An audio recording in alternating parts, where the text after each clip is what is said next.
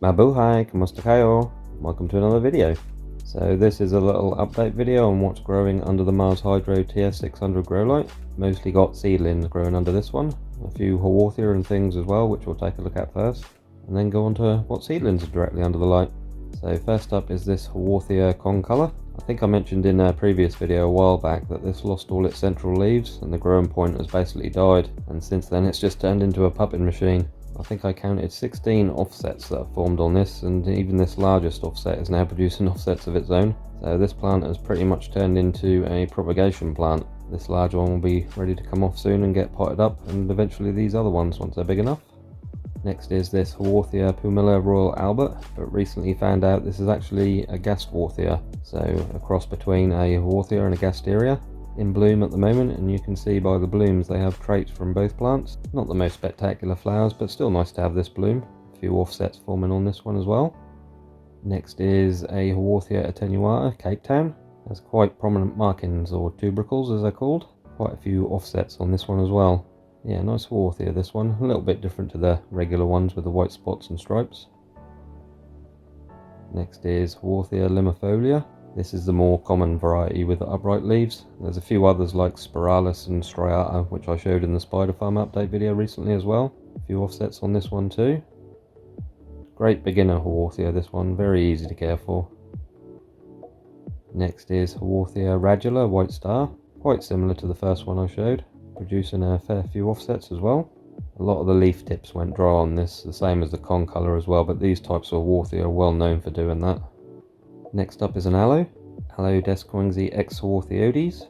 This one's due a repot soon. It's still in the old cat litter mix I used in the past, so I want to get this into my new mix. Gets a bit more light from the Mars Hydro than the Haworthia do. Turns a nice dark bronze colour and strong light. I'll probably take a few of these pups off as well when I repot, pot them up separately. Right, last one before we go on to the seedlings. Now apparently this is Euphorbia mayonathani, but it might not be. There's a lot of debate online from Reddit posts and plant groups as to what Euphorbia this is. Some people say it's just a variegated trigona, a different form of lactea, Euphorbia lacey or something entirely different. So yeah, a bit of confusion with this one. Maybe Clyde Morris can shed some light on what this one is. He's been growing Euphorbia for a long time, so if anyone knows exactly what this is, hopefully he does. Gorgeous Euphorbia, whatever it is. Now starting to produce its little leaves. This one doesn't go directly under the grow light, but seems to like the light it does get from it. Right, now on to the seedlings. So yeah, all these are roughly 18 inches from the grow light. Seems to be a good height for them, and like the plants under the spider farmer, these get rotated around, so they all get some time directly under it. And the Mars Hydro is on for around 12 hours a day as well, the same as the spider farmer. So this isn't a seedling, this is a little Delosperma echinatum cutting, doing well. This is an unknown barrel cactus from some seeds that Anna of Cactus Caffeine sent to me last year. A few others did germinate, but they were completely variegated and died off unfortunately. This one is doing well though. Next is some Astrophyta mysterious, just over a year old. Did have a Monstrose Asteria seedling in here as well, but another that didn't survive unfortunately. Next are a couple of Lophophora williamsi texensis. Doing really well these ones. Again, all these I'm showing are just over a year old now. These are Rebutia hoffmanni. These are a little older, these ones, but I sowed the seeds from these at the wrong time, which is why they're a bit stretched. I think I sowed them in October or November a few years ago, and that was before I had any grow lights. I think what I'll do with these is once they're a bit older is cut them and reroot them so they look a bit more normal. Next is Fraelia phaeodisca, but I'm not sure if they are. They're a bit tall to be phaeodisca, and these haven't echolated, so I'm thinking these are one of the more columnar Fraelias. Next are these tiny Gymnocalycium frederici. Very slow these ones. I thought these would be one of the quickest, but out of all the seedlings these have been one of the slowest. Next is Fraelia castanea, one of my favourite Fraelias, these ones. They look very cool once they're matured. Next is Ariocarpus retusus. Probably the ones I'm having the most difficulty with keeping alive. Lost several of these, but out of the 7 in here, 3 or 4 of them look okay. Very slow growing plants. If any of these survive, it'll be many years before they reach a good size.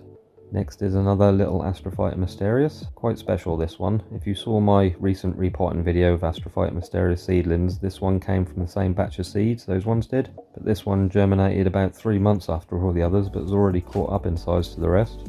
Next is some Astrophyta myriostigma ex Capricorn. I had loads of these that germinated, probably around 50, but all of them apart from these 4 died off. Yeah, all the others just rapidly turned translucent and died. Yeah, not sure what caused that. Could have been damping off, which is caused by a soil-borne fungal disease. Yeah, these 4 are the only ones that survived, but they seem to be doing okay. Right, next up are my Dioscorea elephantibes. These are almost a year and a half old. Had their vines all that time as well, but they're just now starting to die back and will enter their dormant phase. Yeah, these usually grow their vines in autumn and winter time. When it comes to repotting these, their caudex will be planted above the soil line. Right now they're just below it. Yeah, growing these from seed, it's best to keep the caudex below the soil as it helps with toughening them up. Next is 4 Haworthia arachnoidea. Recently repotted as well and grown a fair amount since then. I did have to move these from under the grow light though. They absolutely hated being under it and actually turned white, so they're more off to the side now rather than being directly under it. Doing very well though and growing quite fast. Again, these are almost a year and a half old. Right, these next 3 pots are all from seeds that Anna once again sent to me and sown in September of last year. These are Parodia autonis, absolutely jam-packed. I'll probably thin these out soon and give them a bigger community pot. Doing really well, all nice and healthy. Next are Seti Echinopsis mirabilis, getting a growth spurt on now as well after receiving more light.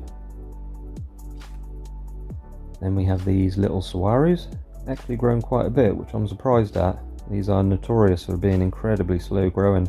Good germination rate on these though, and so far they're all staying alive. These can just die off for no reason as well.